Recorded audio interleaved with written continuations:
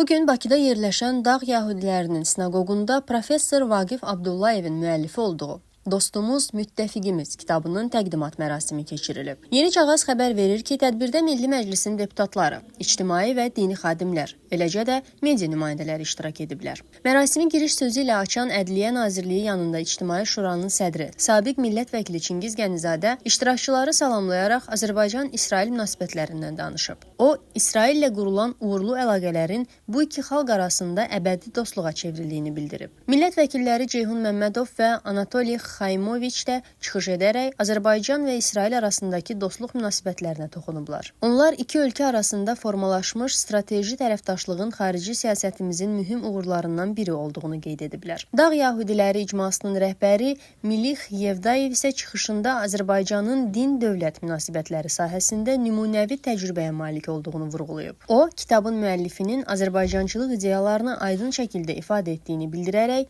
Azərbaycan həqiqətlərinin beynəlxalq aləmdə daha geniş təbliğinə ehtiyac olduğunu qeyd edib. Təqdimatın sonunda çıxış edən professor Vaqif Abdullayev İsrailin daim Azərbaycanın ərazi bütövlüyünü dəstəklədiyini xatırladıb. O, ölkələr arasında münasibətlərin strateji tərəfdaşlıq səviyyəsinə yüksəlməsindən məmnunluğunu ifadə edərək, bu əlaqələrin qarşılıqlı hörmət və etimada əsaslandığını diqqətə çatdırıb. Müəllif həmçinin Azərbaycan-İsrail münasibətlərinin tarixi köklərinə toxunub və bu birliyin xalqlar arasında möhkəm dostluq üzərində qurulduğunu vurğulayıb.